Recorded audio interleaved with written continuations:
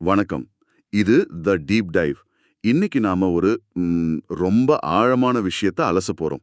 கேட்கறதுக்கு எளிமையா இருந்தாலும் நம்ம வாழ்க்கையோட நேரடியா சம்பந்தப்பட்டது. ஆமாங்க. நாம இன்னைக்கு கையில எடுத்திருக்கிறது ஓஷோவோட அஷ்டாவக்ர மகாகீதை பாகம் 2 துன்பம் ஏன் துயரம் ஏன். இதுல குறிப்பா அத்தியாயம் 11 அப்புறம் 12. டாக்டர் என் ஸ்ரீதரன் அவங்களோட அருமையான தமிழாக்கம் கவிதா பப்ளிகேஷன் வெளியீடு. ஆமா, நம்மோட இந்த விரிவான அலசல் இந்த 2 அத்தியாயங்களை மையமா வச்சு தான் இருக்க போகுது. முக்கியமா நாம ஏன் இவ்ளோ துன்பப்படுறோம், அதுக்கு அஷ்டாவக்ரர் பார்வையில ஓஷோ என்ன சொல்றார், அதுல இருந்து எப்படி விடுபடுறது, அதுக்கான வழி என்ன, இதெல்லாம் தான் பார்க்க போறோம். குறிப்பா அந்த இரட்டை மனம்னு ஓஷோ சொல்றாரே அந்த கான்செப்ட், அப்புறம் முழுமையான முயற்சி தேவைன்னு சொல்றது, இது ரெண்டு என்னன்னு கொஞ்சம் ஆழமா பார்க்கலாம். கண்டிப்பா. இது வெறும் தத்துவமா இல்லாம நம்ம அனுபவத்தோட எப்படி பொருந்ததுன்னு பாக்குறதுன்னு தான் நம்ம நோக்கம். சரி, ஆரம்பிக்கலாமா? ஓகே. முதல்ல அத்தியாயம் 11. துன்பத்துக்கு காரணம் நம்ம மனசு உலகத்தை ரெண்டா பிரிச்சு பார்க்கறது ஓஷோ சொல்றாரு.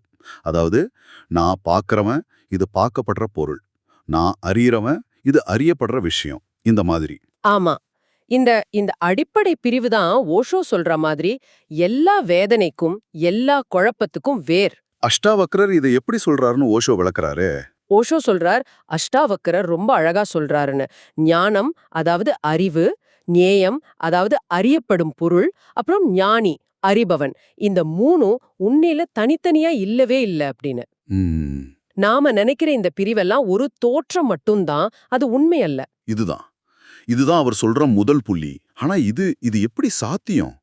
நான் வேற, இந்த மைக்க பாக்குறேன், இது வேற. இப்படிதானே நம்ம உலகத்தை அனுபவிக்கிறோம். இது எல்லாமே எப்படி? உண்மைதான்.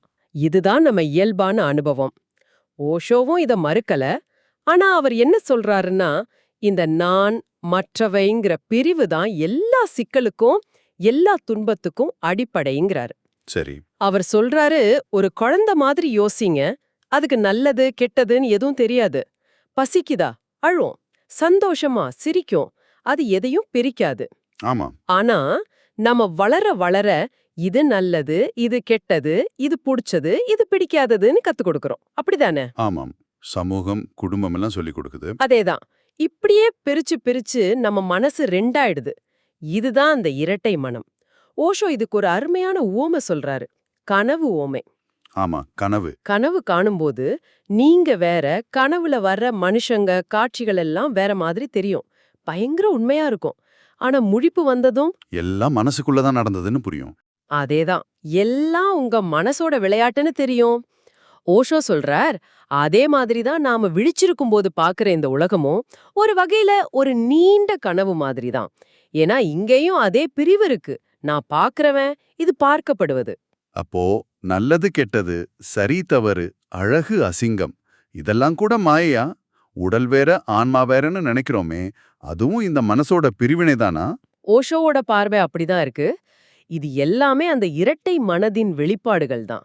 ஆழமான ஒரு மாயை. உடல் ஆன்மாங்கிற பிரிவு கூட அந்த மனதால உருவாக்கப்பட்டது தான். உண்மைங்கிறது அது பிரிக்க முடியாத ஒண்ணு. அதுதான் அத்வைத்தம். எல்லாமே ஒண்ணு. ஆனா இந்த பிரிவினைகள் இல்லாம நம்மால இயங்க முடியுமா? அன்றாட வாழ்க்கையில இதோட தாக்கம் என்ன? எப்படி இது துன்பத்தை கொண்டு வருது? நேரடியா கொண்டு வருது. யோசிச்சு பாருங்க. நமக்கு மத்தவங்களோட வர்ற சண்டைகள், மனஸ்தாபங்கள், நமக்குள்ளேயே நடக்கிற போராட்டங்கள், ஒரு ஆசை நிறைவேறலனா வர்ற ஏமாற்றம், எதிர்காலத்தை பத்தின ஒரு பயம், பதட்டம், இதுக்கெல்லாம் என்ன காரணம்? ம், நாம நம்மள ஒரு தனியான ஆளா, மத்தவங்கள்ல இருந்து உலகத்துல இருந்து பிரிஞ்ச ஒரு நபரா நினைக்கிறதால தான். நான் நல்லா இருக்கணும், எனக்கு இது வேணும், என்ன யாரும் குறை சொல்லிடக்கூடாது, இந்த நான் மையமா இருக்கிற வரைக்கும் இந்த போராட்டங்கள் தொடர்ந்துட்டே தான் இருக்கும். அப்போ ஆன்மீக அனுபவங்கள் கிடைச்சா கூடவா நான் தியானம் பண்றேன், எனக்கு அமைதி கிடைக்குதுன்னு நினைக்கிறோம்ல? அங்கேயும் ஒரு ஆபத்து இருக்குன்னு ஓஷோ எச்சரிக்கிறார். ஆன்மீக அனுபவங்களோ அல்லது நாம கத்துக்கிட்ட அறிவோ கூட இது என்னுடையது, நான் இத அடைஞ்சிட்டேன்னு பிடிச்சுக்கிட்டோம்னா, ஓ, அதுவும் ஒரு பற்றுதல் ஆயிடுமா? ஆமா, அதுவும் அந்த இரட்டை மனசோட ஒரு தந்திரம்தான். அதுவும் ஒரு பொறிதான். அதையும் தாண்டணும். நான் ஞானி அப்படின்னு நினைக்கிறதே அந்த இரட்டை மனசோட ஒரு உச்சகட்ட விளையாட்டுன்னு சொல்றாரு. சரி, அந்த கனவு உவமைக்கு வருவோம். ராத்திரி கனவு பொய்ன்னு தெரியுது. பகல் கனவும் அதாவது இந்த உலகமும் கனவுதான்னா அப்போ எதுதான் உண்மை? எல்லாம் மாயேன்னு சும்மா சொல்லிட்டு போறதுல அர்த்தம் இல்லையே. நல்ல கேள்வி. ஓஷோவும் எல்லாம் மாயேன்னு சும்மா சொல்லிட்டு போக சொல்லல. அப்படி சொல்றது கூட மனசோட இன்னொரு விளையாட்டா இருக்கலாம். வெறுமனே ஒரு தத்துவமா ஏத்துக்கிறதுல பிரயோஜனம் இல்ல. பின்ன ஏன் இது கனவு மாதிரி இருக்குன்னு உள்ளுக்குள்ள கவனிக்கணும். எப்படி இந்த பார்ப்பவன் பார்க்கப்படுவதுங்கிற பிரிவு தொடர்ந்து நம்ம அனுபவத்தை உருவாக்குதுன்னு உணர முயற்சி செய்யணும். இத அறிவுபூர்வமா புரிஞ்சுக்கிறத விட ஒரு கவனிப்பு நிலையிலிருந்து பார்க்கணும். அப்போ இந்த அத்தியாயம் 11ல ஓஷோ சொல்ற முக்கிய விஷயம், இந்த இரட்டை மனப்பான்மை, இந்த பிரிவு மனப்பான்மை இருக்கிற வரைக்கும் துன்பம் இருக்கும்.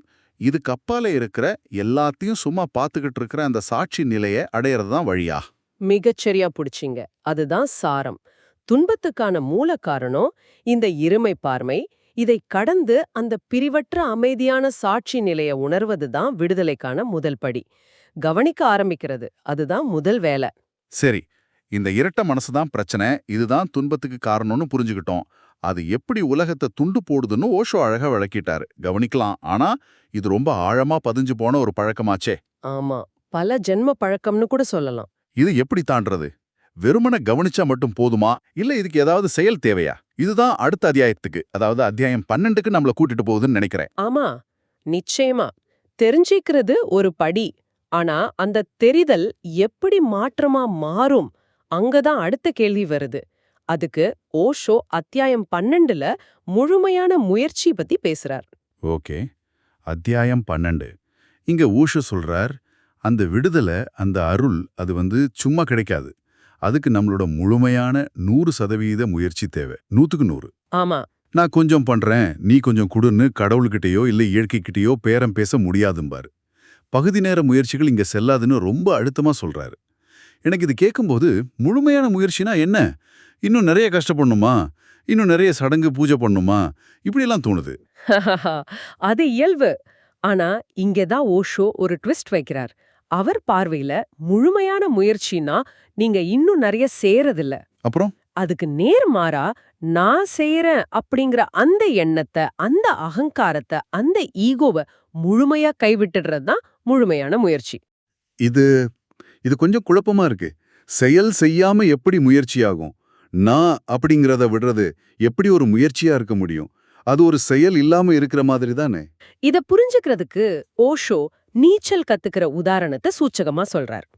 நீங்க கரையிலே நின்னுக்கிட்டு தண்ணிய பார்த்து பயந்துகிட்டு நான் எப்படி குதிக்கிறது, முழுகிருவேனோ, எப்படி கை கால அடிக்கிறதுன்னு 1000 கேள்வி கேட்டுக்கிட்டே இருந்தா நீச்சல் கத்துக்க முடியுமா? முடியாது.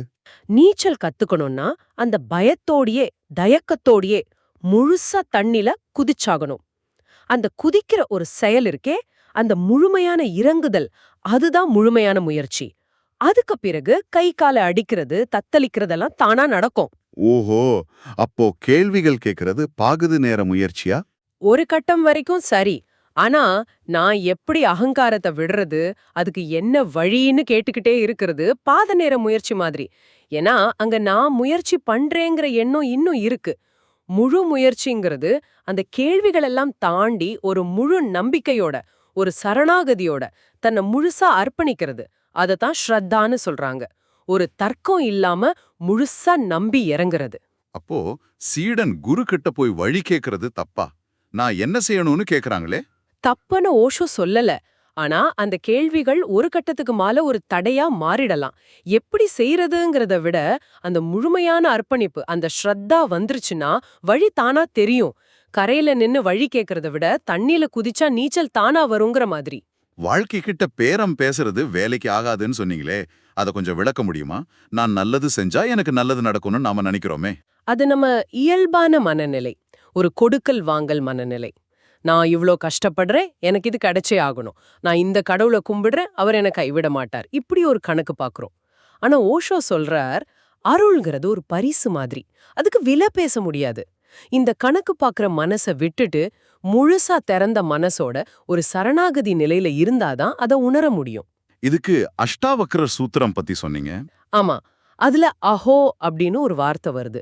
அதுக்கு ஓஷோ என்ன அர்த்தம் சொல்றாருன்னா, உண்மையான ஞானம், அந்த விடுதலை வர்ற அந்த ஒரு கணத்துல அறியாமை மொத்தமா ஒரே நொடியில காணாம போயிடும். இது கொஞ்சம் கொஞ்சமா நடக்கிற முன்னேற்றம் இல்ல.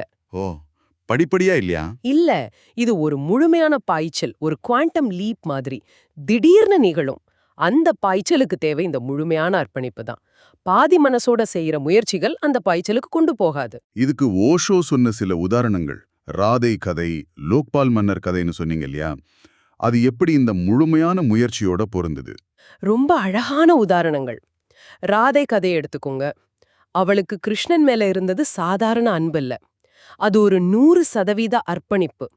அந்த அன்புல அவ தன்னை முழுசா இழந்துட்டான். ம், அவளுக்கு எல்லாமே கிருஷ்ணனா தான் தெரிஞ்சது. மரம், செடி, மனுஷங்க எல்லாத்துலயும் கிருஷ்ணன் தான். அங்க ராதேன்னு ஒரு தனி நபர் இல்ல, கிருஷ்ணன் மட்டும்தான். அந்த பிரிவு, அந்த இரட்டை மனம் மறைஞ்சு போச்சு. இதுதான் அந்த முழுமையான அர்ப்பணிப்போட விளைவு. சரி. லோக்பால் மன்னர் கதை. அதுவும் இதே மாதிரி தான். ஒரு பெரிய சக்கரவர்த்தி, எல்லா செல்வமும் இருக்கு, ஆனா மனசுல நிம்மதி இல்ல. அவர் ஒரு சாதாரண துறவிய பாக்குறாரு. அந்த துறவி கிட்ட எதுவுமே இல்ல, கிழிஞ்ச துணிதான். ஆனா அவர் முகத்துல ஒரு பேரமைதி, ஒரு நிறைவு. ஆமா. அப்போ மன்னர் உணர்றார், உண்மையான சந்தோஷம் வெளியில இல்ல, உள்ளுக்குள்ள இருக்குன்னு. அந்த துறவி எப்படி இருக்கார்? நாங்கிறத விட்டுட்டு இயற்கையோட, அந்த இருப்போட முழுசா ஒன்றி போயிருக்கார். அந்த எளிமையில, அந்த அர்ப்பணிப்புல ஒரு முழுமை தெரியுது. சாதாரணமா தெரியற விஷயத்துல கூட அந்த தெய்வீக தன்மைய பார்க்கிறது. அதுதான் அந்த முழுமையான பார்வை. அப்போ நாம அத்தியாயம் 11ல பார்த்த அந்த இரட்டை மனம்ங்கிற பிரச்சனை, அத்தியாயம் 12ல சொல்ற முழுமையான முயற்சிங்கிறது தான் அதுக்கு தீர்வு. சரியா? ஆமா, தேடுறவனுக்கும் தேடப்படுற பொருளுக்கும், அதாவது எனக்கும் இறைவனுக்கும் இல்லனா எனக்கும் இந்த பிரபஞ்சத்துக்கும் நடுவுல இருக்கிற அந்த பிரிவை உடைக்கிற ஒரு வழி தான் அந்த முழு முயற்சி. ரொம்ப சரியா இணைச்சிங்க. அதுதான் அந்த இணைப்பு. இரட்டை மனதை தாண்டறதுக்கான பாதை தான் இந்த முழுமையான முயற்சி. ஆனா மறுபடியும் ஞாபகப்படுத்திக்கணும், இது நான் முயற்சி செய்ய போறேன்னு அகங்காரத்தோட செய்யறதில்ல. இல்ல. மாறாக அந்த நாங்கிற உணர்வே கரைஞ்சு போற ஒரு நிலை. நான் இல்ல, எல்லாம் அதுதான் அப்படின்னு உணர்ற ஒரு சரணாகதி நிலை. இது சோம்பேறித்தனம் இல்ல, இது அகங்காரத்தோட பாரம் இல்லாம ரொம்ப இயல்பா, ரொம்ப ஸ்வதஸ்பூர்த்தமா, ஸ்பண்டேனியஸா செயல் செய்யற ஒரு நிலை. ஆக இன்னைக்கு நாம இந்த 2 அத்தியாயங்கள் மூலமா ஓஷோ சொல்றத வச்சு பார்த்தா சாரம் இதுதான். நம்ம மனசு உலகத்தை, அனுபவத்தை 2ஆ பிரிச்சு பார்க்கறதால தான் எல்லா துன்பமும் வருது. சரி. இந்த பிரிவினையை தாண்டி நானென்ற எண்ணத்தை கரைச்சு முழுமையான ஒரு அர்ப்பணிப்போட, ஒரு சரணாகதியோட இருக்கும்போது தான் உண்மையான அமைதியும் ஓஷோ சொல்ற அந்த அருளும் கிடைக்குது. இதுதானே? மிகச்சரி. சுருக்கமா இதுதான். இப்போ நீங்க, அதாவது இத கேட்டுக்கிட்டு இருக்கிற நீங்க, உங்க அன்றாட வாழ்க்கையில இது எப்படி பொருந்துதுன்னு யோசிச்சு பார்க்கலாம். ஆமா. உங்க மனசு எப்படி இயங்குதுன்னு கவனிக்க ஆரம்பிக்கலாம். எப்படி சட்டு சட்டுன்னு இது நல்லது, இது கெட்டதுன்னு முத்திரை குத்துது, எப்படி நான் வேற, மத்தவங்க வேறன்னு பிரிச்சுக்கிட்டே இருக்கு. ம். இந்த ஆழமா பதிஞ்சு போன பழக்கத்தை எதிர்த்து போராடாம, அதோட மல்லு கட்டாம வெறுமனே கவனிக்கிறது. அந்த கவனிப்பே ஒரு பெரிய மாற்றத்துக்கு முதல் படியா இருக்கலாம். ஓஷோ சொல்ற அந்த முழுமையான முயற்சியோட ஆரம்பமே இந்த கவனிப்பு தான் கூட சொல்லலாம். இது வாழ்க்கையை விட்டு ஓடுறதில்ல. நிச்சயமா இல்ல. வாழ்க்கைய நிராகரிக்கிறது இல்ல. அதுக்கு பதிலா வாழ்க்கையோட ஆழத்துல இருக்கிற அந்த பிரிக்க முடியாத ஒரு உணர்வு உணர்றது, அந்த சாட்சி நிலையில நிக்கிறது. அருமை. இன்னைக்கு நாம ஓஷோவின் அஷ்டவக்ர மகாகீதையிலிருந்து துன்பத்தோட வேர் நம்ம இரட்டை மனசுல இருக்கணும், அதிலிருந்து விடுபடுறதுக்கான வழி முழுமையான முயற்சியில, அதாவது அகங்காரமற்ற ஒரு சரணாகதியில இருக்கணும், ஒரு விரிவான அலசல் செஞ்சோம். இங்க ஒரு சிந்தனைக்குரிய கேள்வியோட நம்ம முடிக்கலாம் நினைக்கிறேன். ஓஷோ சொல்றார், இந்த முழுமையான முயற்சி என்பது ஒரு செயல் இல்ல, அது ஒரு இருப்பு நிலை, ஸ்டேட் ஆஃப் பீயிங் அப்படின்னு. சரிதானே? ஆமா சொன்னார். அப்போ நாம செய்யறதெல்லாம் நிறுத்திட்டு சும்மா இருந்தா போதுமா? அப்படி இருக்கிறதுன்னா உண்மையில என்ன அர்த்தம்? செயல் செஞ்சுகிட்டே அப்படி இருக்க முடியாதா? இல்ல செயலை விட்டாதான் அப்படி இருக்க முடியுமா? இது உண்மையிலே ஒரு ஆழமான புதிர் மாதிரி இருக்கு. ஆமா. இத பத்தி நீங்களே தொடர்ந்து சிந்திச்சு பாருங்க. உங்க அனுபவத்துல, உங்க புரிதல்ல இதுக்கு என்ன விட கிடைக்குதுன்னு ஆராய்ஞ்சு பாருங்க. நிச்சயமா. இது ஒரு நல்ல சிந்தனைக்கான தூண்டல். இந்த ஆழமான, அதே சமயம் கொஞ்சம் சவாலான சிந்தனை பயணத்துல எங்களோட இணைஞ்சதுக்கு மிக்க நன்றி. நாம இன்னைக்கு பார்த்தது ஓஷோவின் அஷ்டாவக்ர மகாகீதை பாகம் 2, துக்கம் ஏன் துயரம் ஏன். தமிழாக்கம் டாக்டர் என். ஸ்ரீதரன். வெளியீடு கவிதா பப்ளிகேஷன். இந்த நூலிலிருந்து. மீண்டும் அடுத்த விரிவான அலசலில் சந்திக்கலாம். நன்றி. நன்றி.